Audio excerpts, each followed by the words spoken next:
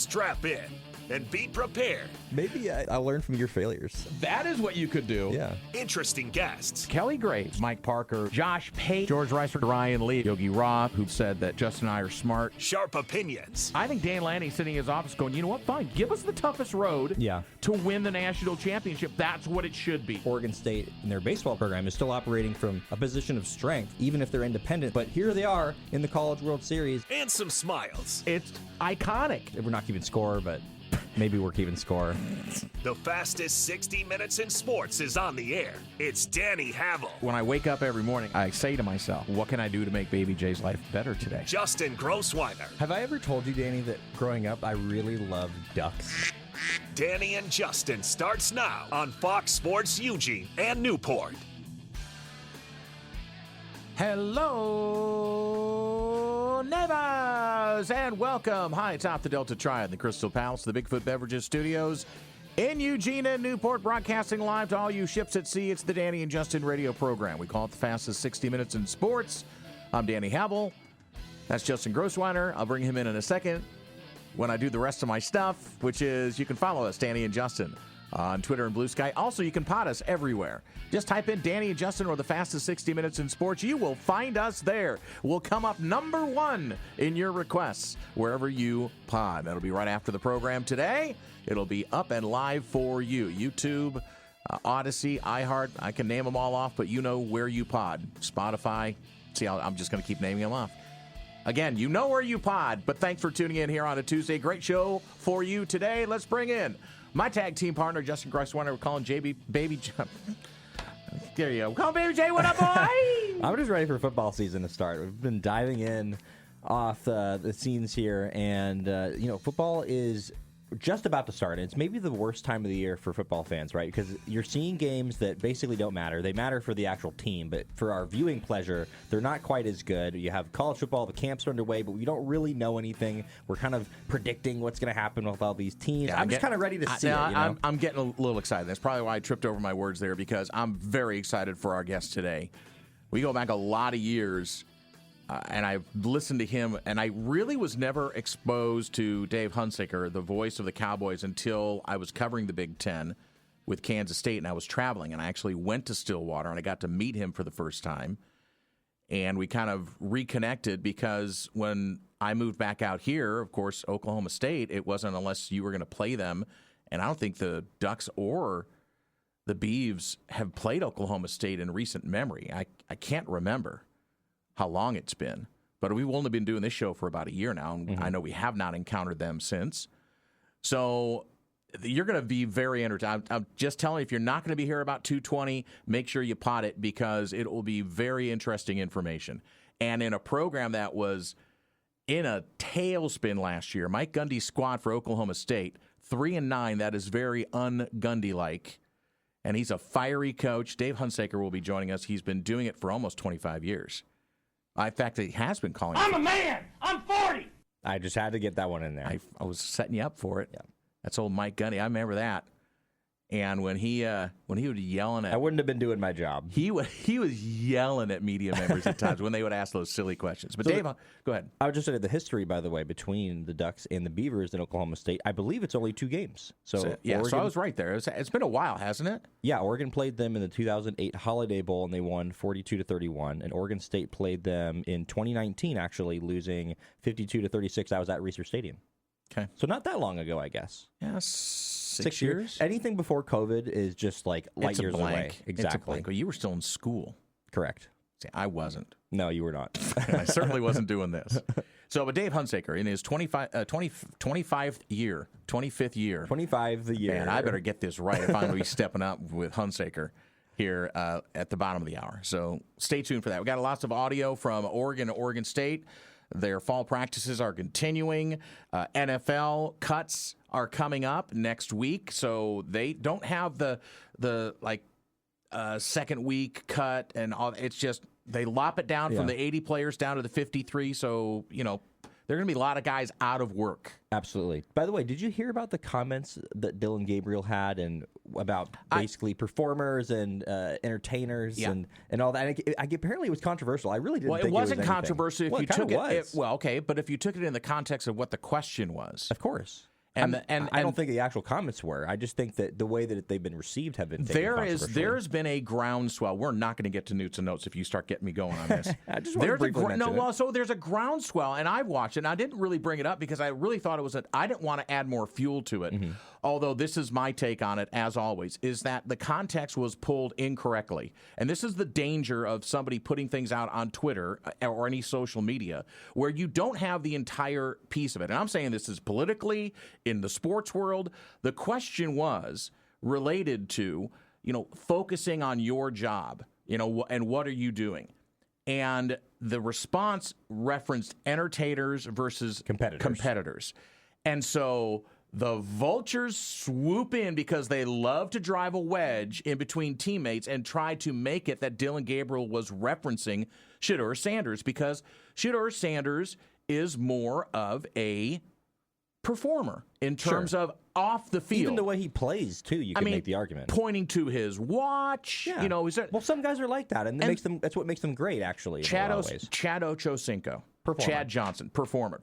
Terrell Owens, performer. Javier Baez, performer. Des Bryant, performer. We could list them off all over, and not bad players. But the shot, there was no shot. That's the whole thing. There wasn't a shot. What he was also referencing to is that there are people in the media who gravitate towards, you need to be an entertainer. He says, I am not an entertainer. I'm a competitor. And so that is the difference. It was no slam at Shedeur Sanders, and then he has to go back and clarify his comments. So what do you think about hold-ins, Danny? You know what I think about hold-ins. I know. I'm just trying to get you going. Cubs won today, by the way, so it's a happy Bigfoot Beverages studio. All right, well, I should start here because I only got 2 stories today. So I want to talk about Marseille.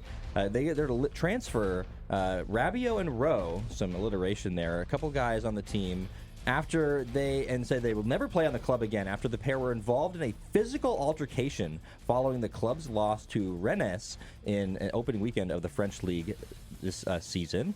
And so they confirmed that both players have been placed on the transfer list and have until September 1st to find a new club. And so Rabiot had 1 year left on his contract, and he's apparently been receiving interest from Juventus and from Inter Milan, so it seems like he's going to be okay. Rowe, he left for the he also has he left from England a year ago and has options there apparently still in maybe Sunderland or Leeds United. And apparently there was some friction between these two that had led to this disruptive physical altercation in the locker room after their first game. So drama ensues in French football. What a surprise. I don't know what to say about that. I'll bring it back across the pond. NASCAR has officially opposed the preliminary injunction requested by 23 XI and Front Row, 23, I guess, 9, and Front Row ahead of a hearing later on this month. The racing and Front Row Motorsports groups are suing NASCAR for alleged antitrust violations. This goes back to a long-running feud. They have set a court date for August 28th, but here's the interesting thing. The team is owned by Michael Jordan and Denny Hamlin. They secured the preliminary injunction needed to grant charter status for the upcoming NASCAR Cup Series season, meaning that they could race despite not signing the charter agreement. So Michael Jordan into NASCAR now as an owner with Denny Hamlin. Interesting. BYU, they're going to name Bear Brock Bachmeier as their starting quarterback, sources say. And he's going to be the first true freshman. It is a great name. Bears usually are good at football, as I've heard. He's going to be the first true freshman in school history to start an opener for BYU. So he'll wear the number 47, which I think is pretty interesting. But he's going to debut against Portland State on August 30th. And he's a true freshman, but I guess he was a transfer after spending his spring in Stanford. And then BYU's their second opponent of the season. So it's interesting, right? He doesn't actually play with them in the spring, doesn't get that early time, transfers, and still is able to start. That's because he was originally going to be the backup to Jake Reslaf, who has now transferred to Tulane after he was basically going to be suspended by the team for conduct detrimental to the school's honor code. So they have a different that's how that all happens. Yeah, BYU's that way. Ed Orgeron, as we wrap up news and notes, the former college football head coach who led LSU to a national championship, could be on his way back. The veteran college football coach has been out of the game for nearly 4 years. Coach O fired by LSU a couple of years after winning the national title. He's just 62 years old, which is not old when you take a look at the entire landscape. He was LSU's head coach from 2016 to 2021, won the national championship in 2019, and got fired less than 2 seasons later after going 5-5 in 2020, 6-6 in 2021. He's done some consulting work, but he says, I want to get back in the game. So Coach O could be back prowling the sidelines somewhere. Tigers. That's what I'll tell you what, listening to him, that gravelly Louisiana accent, man, that's some entertainment right there. It certainly is. The Danny and Justin radio program coming up.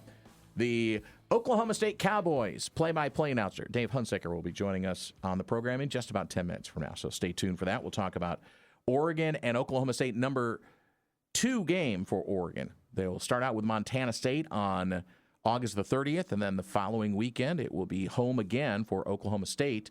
I think it's a 1 o'clock kickoff against Montana State. I think that officially it's a 12 o'clock kickoff for Oklahoma State.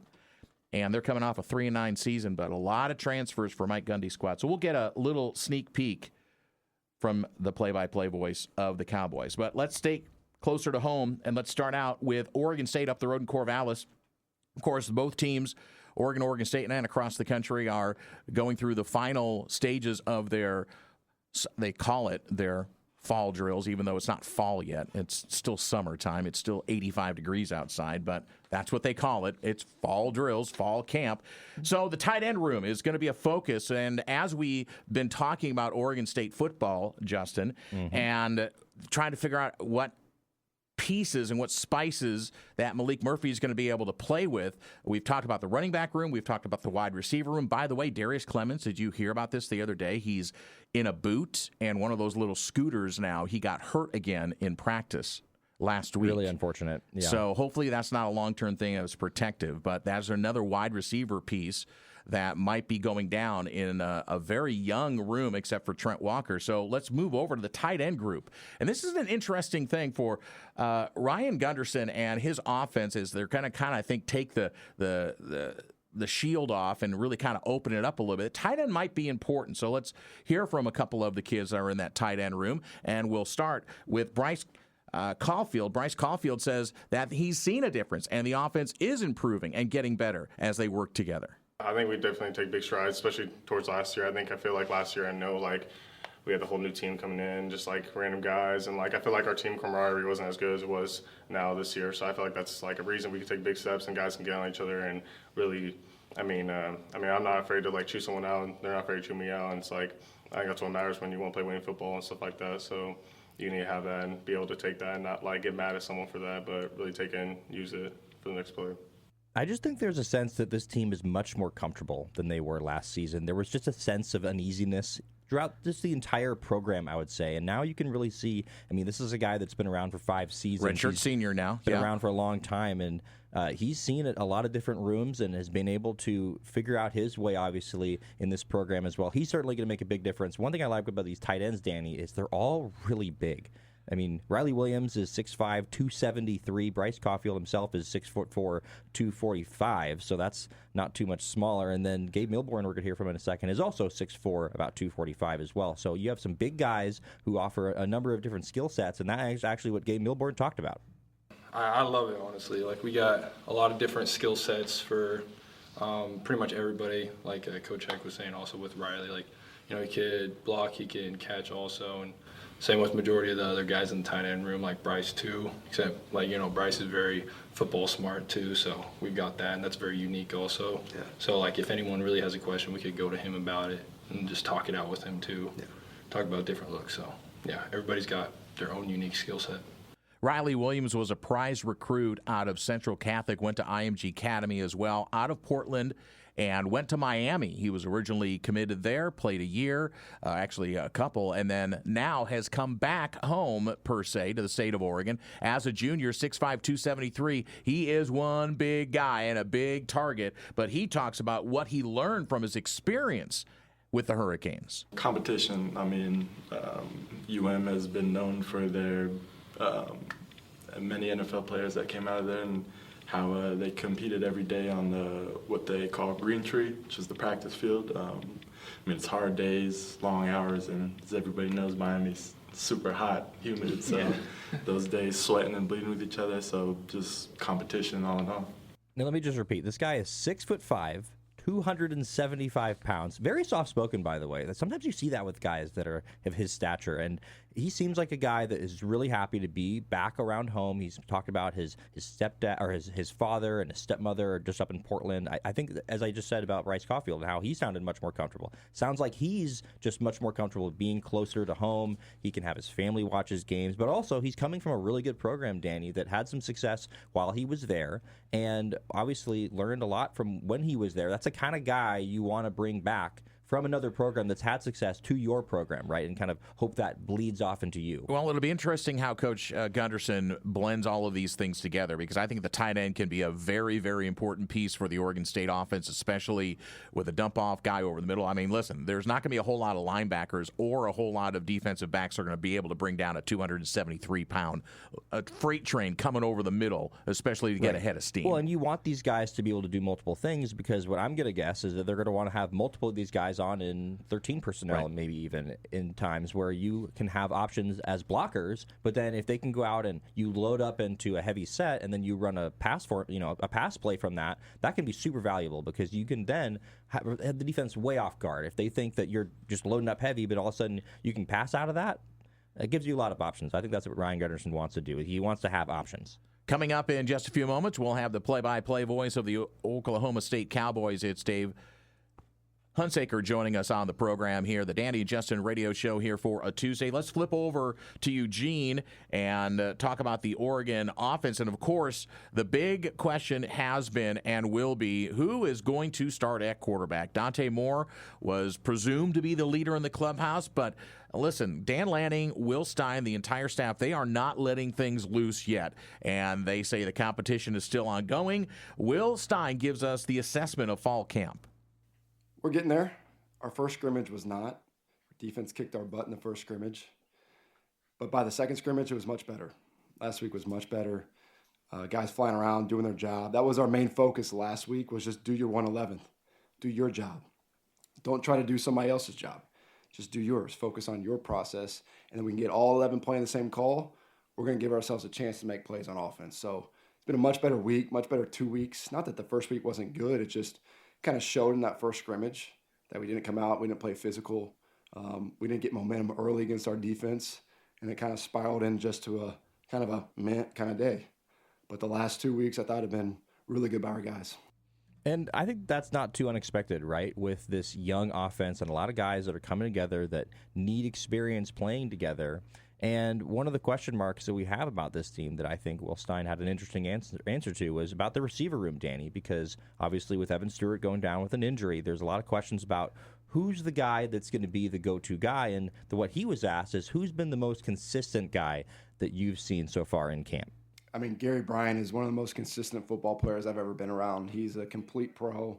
He does everything you ask him to do. He blocks his ass off. He runs routes at the specific depth. He catches the ball, makes plays, good with the ball in hand.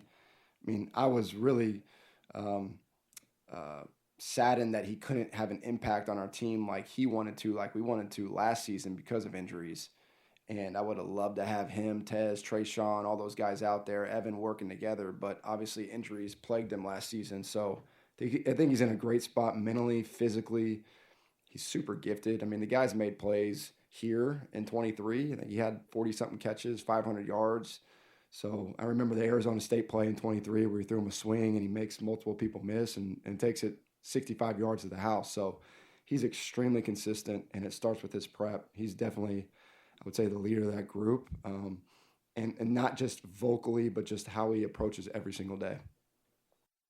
That's Will Stein, the offensive coordinator for the Oregon Ducks. As we'll hear more from Coach Stein, we'll hear from Austin Novosad and Dante Moore a little bit later on in the program, as we'll continue our dive into the quarterback room and the offense for the Oregon Ducks, just a little over a week away from their opening game against Montana State. But next, we will have the Cowboys play-by-play voice, Oklahoma State Cowboys, that is. Dave Hunziker next joins us on the Dante and Justin radio program. Stay tuned.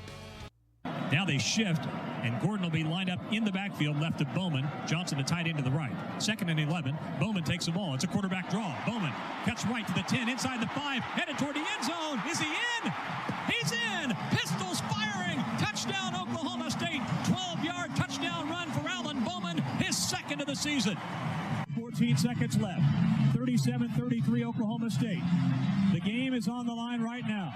Pair of receivers to each side. One back set. Williams claps his hands, gets the ball. Back to pass. Under pressure. Pocket collapses. He is sacked! He is sacked! Back at the 33-yard line. They got him. It was the youngster, the freshman, Colin Oliver, that got him. Where's that Sooner magic now, baby? Where's that Sooner magic now?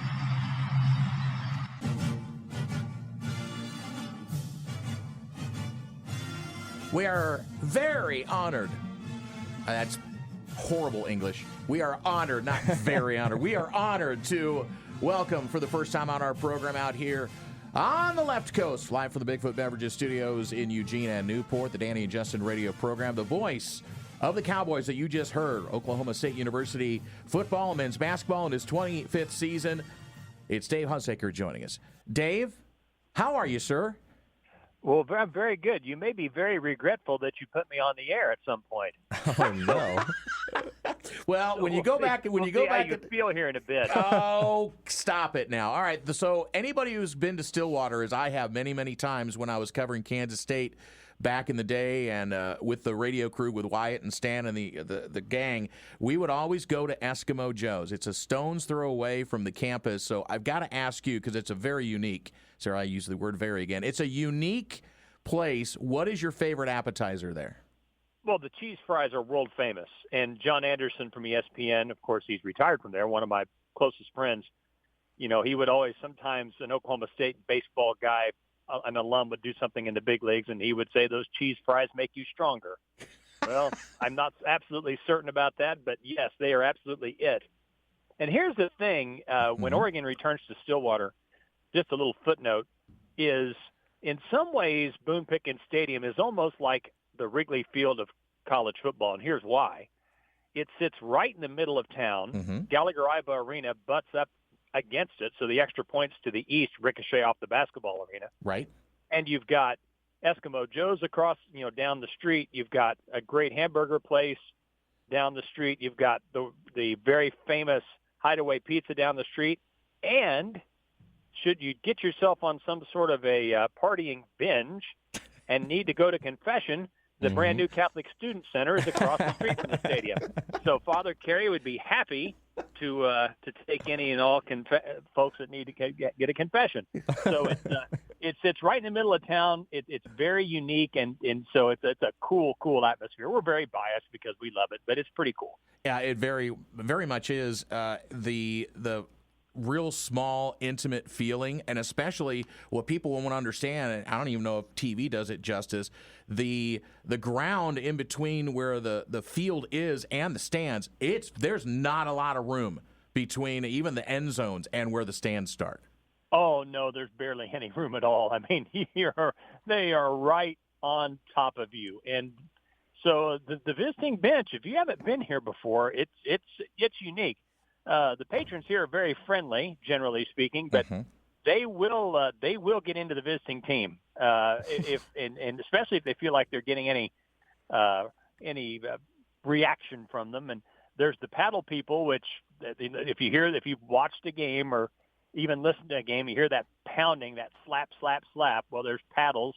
These students have paddles, and they pound the padding with those paddles in between plays. And I think there's a lot of players that come in here and say that stupid stuff drives me nuts.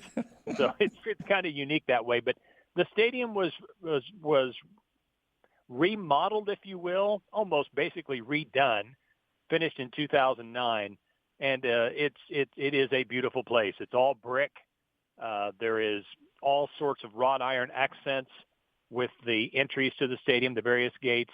And it's a pretty cool place. Not the biggest place by any means. 52,000 or so fans can get in there, but it's big enough for what we need. Well, Oregon fans will be looking for the trip back to Stillwater, but they get the Cowboys out here at Autzen Stadium for their first visit ever out to Autzen Stadium that we can know. The last time these two teams tangled were in the 2000s in the Holiday Bowl. So Mike Gundy, uncharacteristically coming off just a poor season by anyone's standards, but especially by Cowboy standards, 3-9 last year. And in 21 years, this is very un-Mike Gundy-like. So what happened?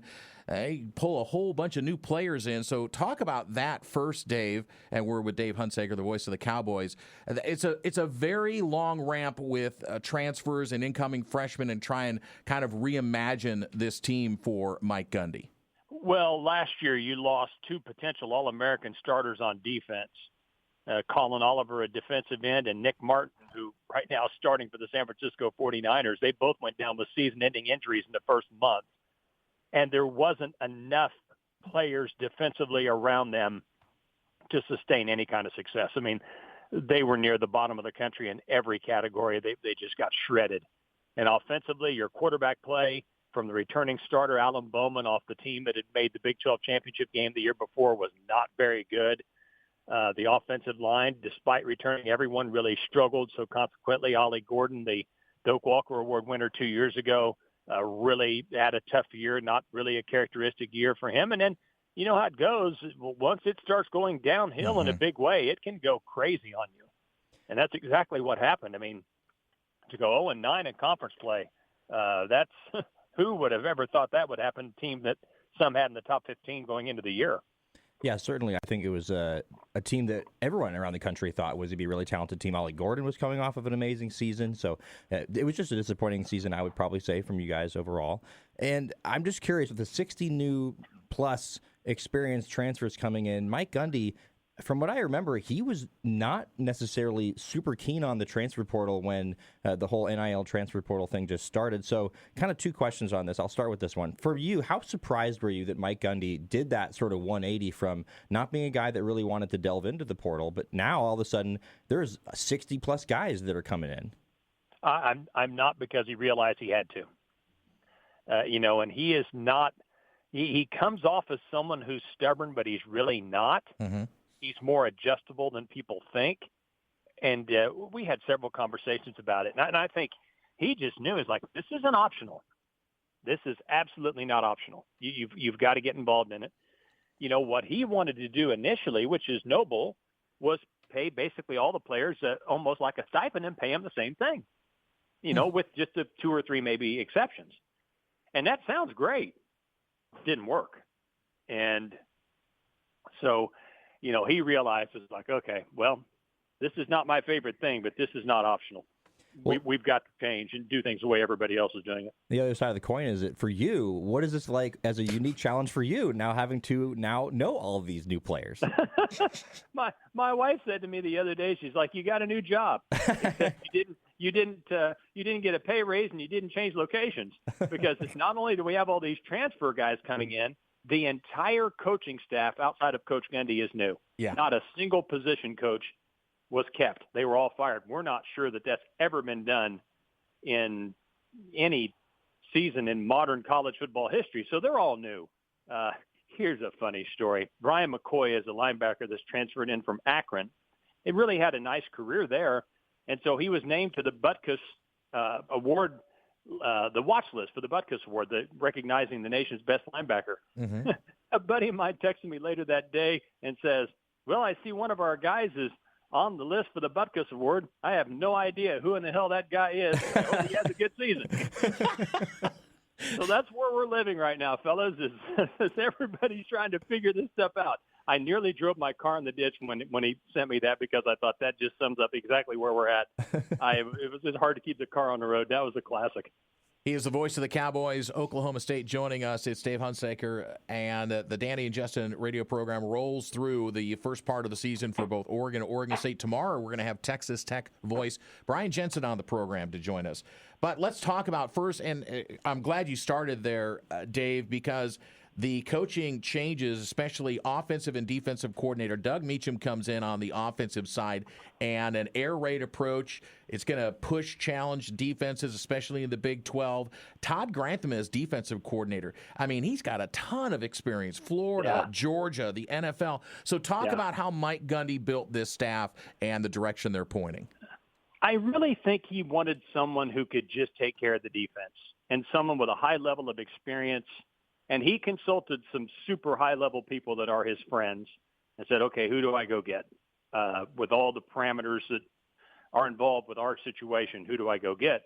And I think Todd Grantham was a pretty overwhelming choice as far as the information that he had, and someone with obviously a big-time college background, had success.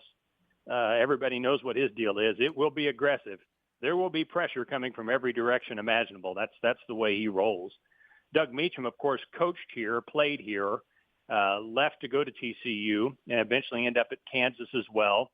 Air raid approach, a lot of the concepts that Coach Gundy's offenses have had in the past, although Coach Gundy's offense has evolved as the times have evolved, and we certainly have watched as Oklahoma State's gone back to using tight ends with what Iowa State did to kind of destroy the spread with their 3-3-5 approach that they've had success with. So it's kind of forced everybody's hand to start playing tight ends. But, it'll be interesting. I mean, the strange thing is you stop and think about it, and these coaches, they are a lot different than what was here. These guys are ultra energetic. They really, really coach them super hard. Nothing against the other coaches. A ton of games won here when those guys were here.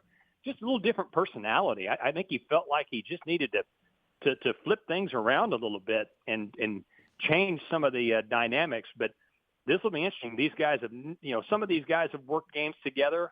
They've been together on other staffs, but, collectively, these guys have never coached a game together. So I'm just intrigued to see how that goes. Well, speaking of intriguing, I'm intrigued about the quarterback situation because Zane Flores, just a redshirt freshman, so a sophomore, and you're going to need a quarterback who can keep the chains moving. Now, Flores, 6'3" kid, he missed all of last year. He was hurt.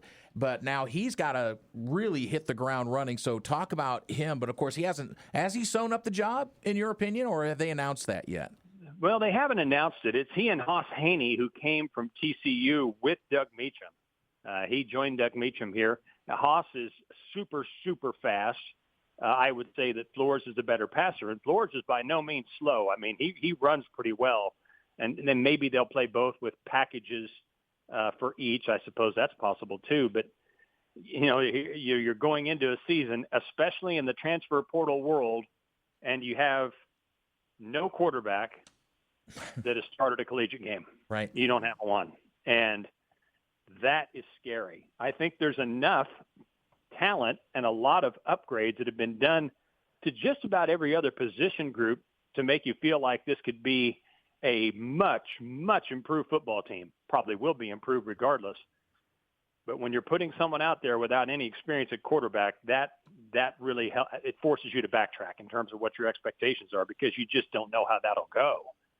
And it'll be interesting to see how they manage that. But boy, when everybody else, thanks in large part to the portal, has somebody with experience and you don't, it's a little bit frightening. And they thought about taking another guy. There was some thought to, possibly taking another quarterback with experience, but they like the talent and abilities of the guys they have. We have started young quarterbacks on occasion here before, not very often, but on occasion. Mason Rudolph would be an example. Of course, he's been in the NFL for the past 8 years, I guess it is, but that's the wild card in the entire season. If they can get quality quarterback play, they have a chance to have a pretty nice bounce back year. But if not, we all know how that goes. It doesn't usually end very well.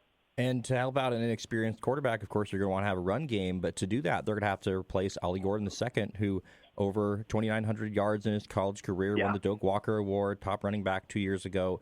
What is the situation now with the expectation of replacing him?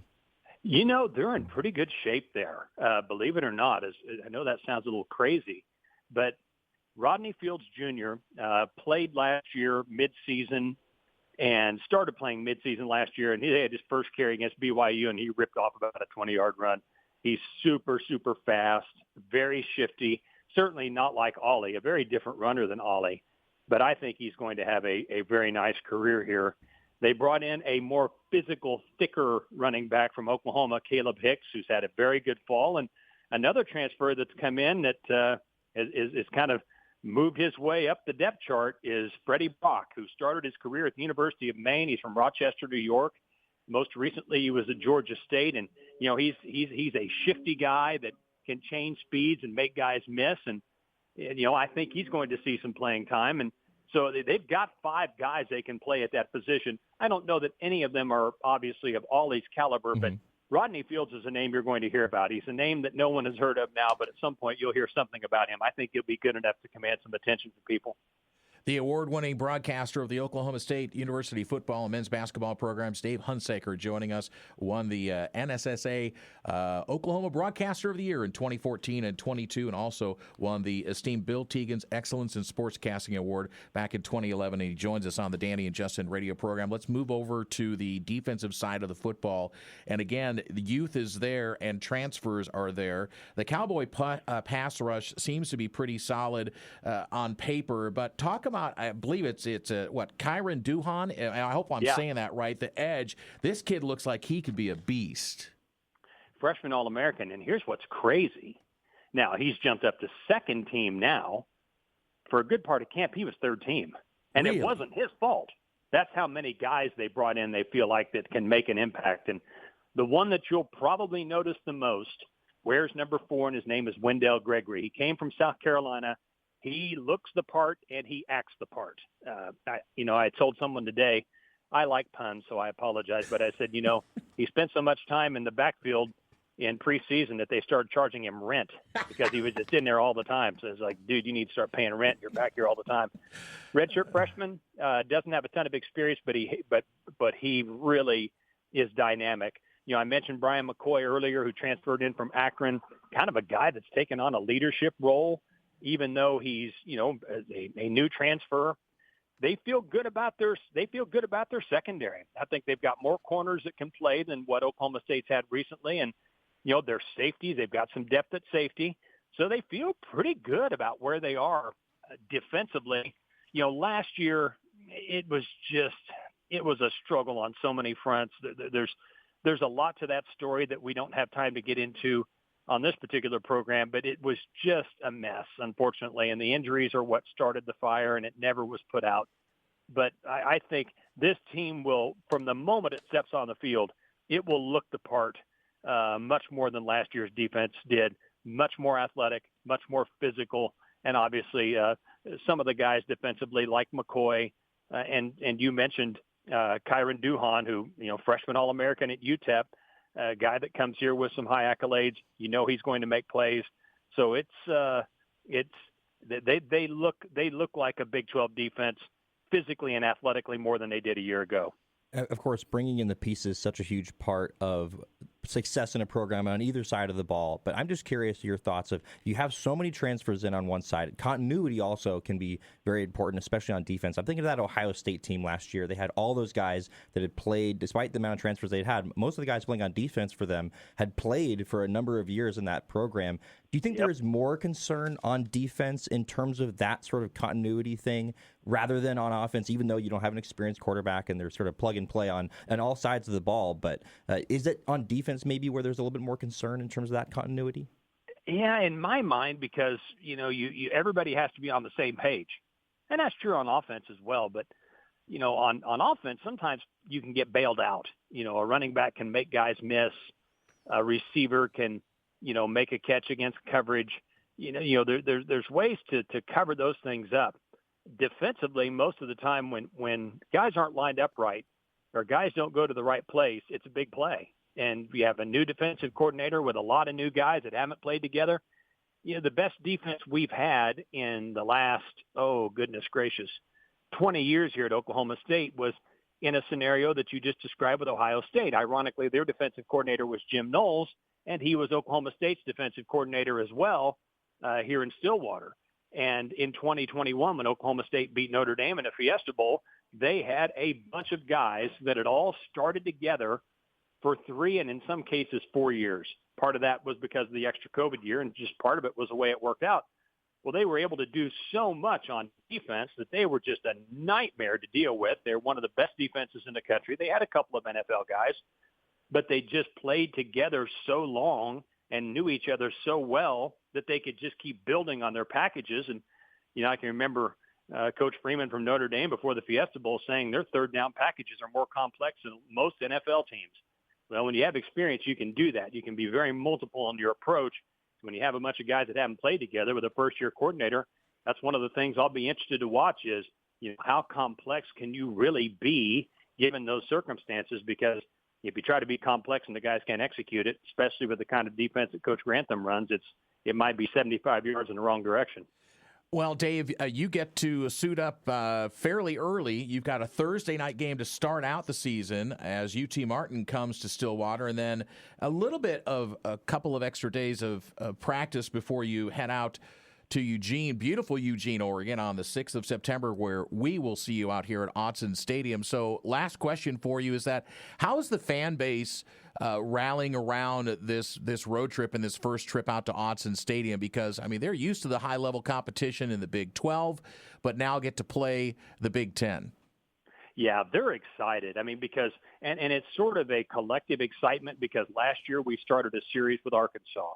Oklahoma State had not played these types of opponents in the non-conference any time in its recent history, and with good reason, because Oklahoma State wasn't deep enough. Even some of their great teams needed to be wise about how they scheduled non-conference in order to stay healthy and maintain depth for the course of an entire season.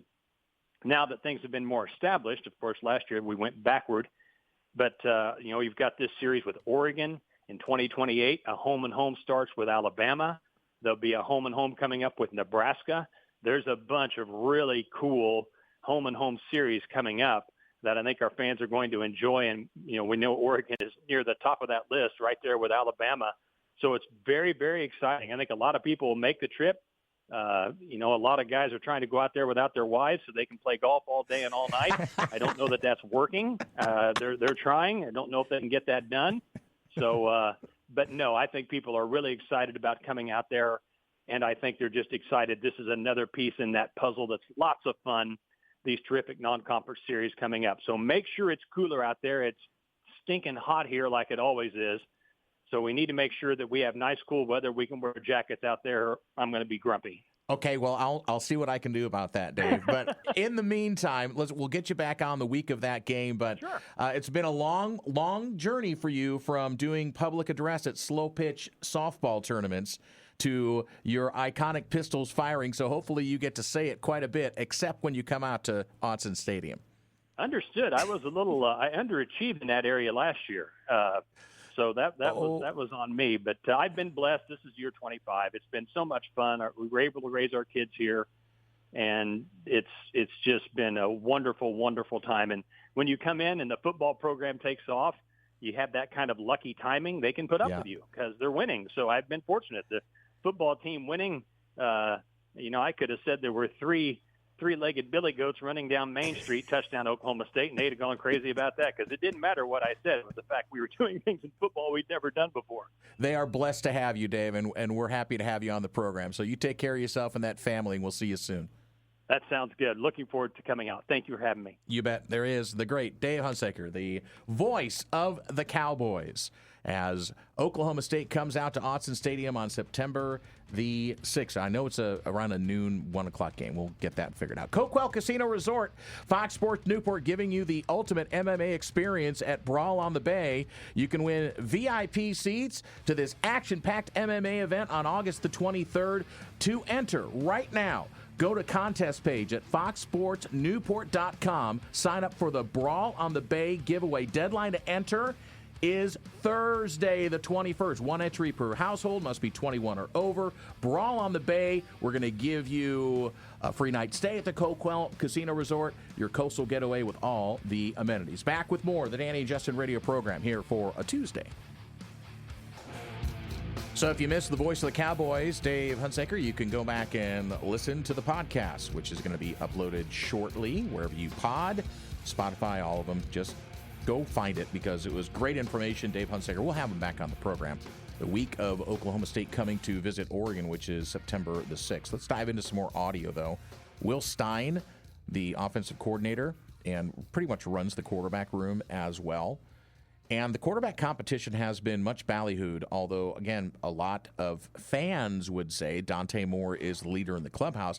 I think Austin Novosad has something to say about that as well. I mean, this is a kid who's grown up in the program. He was a high-star recruit out of Texas, and, you know, Texas can produce some football players.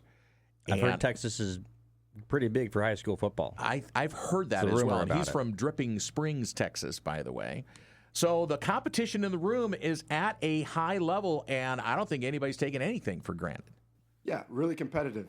Every single one of those kids comes in and works their tail off. And I know I keep saying that, but it's a really healthy room. Guys are bought into the process. Guys are bought into each other. They're their biggest fans, but they're also competing. And I've been in a quarterback battle before as a player. And I was against a first-round draft pick, Teddy Bridgewater, you know. He was pretty good. But when you worry about other people, that's when you see Dante make a big play, and then somebody else might say, "Oh, I got to make a big play too." No, just do your job. Or Austin makes a big throw, and everybody else, "Oh, I got to make a throw now." No, just do your job. Just run the offense. So it's been great. It's been, like I said, really competitive. But you know, I think it's starting to kind of shape out a little bit for us, and we'll see here in the next week or so where we're going to go. Definitely says a lot about the age of Will Stein when he's talking about a quarterback competition with a guy that's currently still in the NFL. He just signed a contract with, I believe it was Tampa Bay a week ago or so. Yep. So certainly Coach Stein, young guy, very explosive offenses, and new leader for the first time this year that we're not exactly sure what we're going to get from Dante Moore or Austin Novosad, but everybody's curious, right? What's going on in camp? How's this competition going? So let's hear it from the horse's mouth, I guess you could say. According to Dante Moore, how has his camp gone? Yeah, it's crazy. I was talking to Keely coming up. I'm like, next time you look up, you're going to be going into your third fall camp. And it's kind of my third fall camp right now. And it's just crazy how time flies, you know. It's just, you know, it's been a great journey, of course. And this camp, of course, has been my best camp. Spring ball here, of course, this year was great as well. You know, I'm really close with the team. But this fall camp, especially during the hot days when we're all pushing with each other and I understand that we have to connect with each other really well. It's, of course, been really good. Been playing pretty well, but I feel like the best thing for me is being a leader, communicating with the team really well. Of course, plays are going to be played, and they're going to make our plays, whatever, regardless. But I feel like my communication's been well with the team, and it's been great, so I'm excited. The quarterbacks are not robo-quarterbacks. They have different skill sets between Austin Novosad and Dante Moore, and Dante Moore talks about what makes him different. One thing I will say is I feel like my preparation just this year is going to be, you know, off the roof. I mean, having Dylan last year and seeing the way he prepared and the way he just, you know, took, you know, many great checks into the field and put our team in, you know, great positions, I feel like I learned a lot from him. And I feel like this year one thing that's going to separate me is, of course, every quarterback can throw the ball. Every quarterback can make a right check, but I feel like just the preparation, understanding what the defense is going to bring in that game. So I feel like my separation will be my preparation. And certainly both Austin Novosad and Dante Moore had a lot of learning experiences under Dylan Gabriel, I should say. And for Austin Novosad, for him, he's got an opportunity to work with a young offense. What does he see with this young offense? Yeah, I mean, I think with a young offense and, you know, young receivers, tight ends, backs, but a lot of talent, you kind of just, it's cool to see the progress. And I think, you know, with the season so close, going out there and seeing the execution, everyone just doing their 1/11th, you can kind of see the potential, and it's gonna be fun. Well, again, the quarterback has not been named, and I would not be surprised if we see stretches in the Montana State game, especially if it's going well for both offenses, that we don't see both quarterbacks in that first game. Now, if it's a little iffy, could be the same thing. Both quarterbacks. Yeah. Oh, a joke! I got fired from the bank today. A woman asked me to check her balance, so I pushed her. Dad jokes! This one's from Laura, our office manager. Oh. Okay. Did you hear about the king that was 12 inches tall? I did not. He was a terrible king, but he was a great ruler. Oh, that's a good one. I like that. I like that one. I told that to my wife was a good last one. night. That Shout out was to Laura. Laura. Thank you. Shout out to Laura. Nice. Well done. You know what we're probably going to end up doing is taking dad joke submissions. Yeah. You want to do that? Send us one on Twitter. You get a celebrity dad joke. We might read your dad joke if you send it to us. So send us on Twitter, Danny and Justin. There we go. All right, kids. Tomorrow on the program, Brian Jensen from Texas Tech will join us. Until then, put a smile on your face, someone else's. They deserve it, so do you. God bless. Thanks for listening. Go listen to the pod at Danny and Justin. Peace.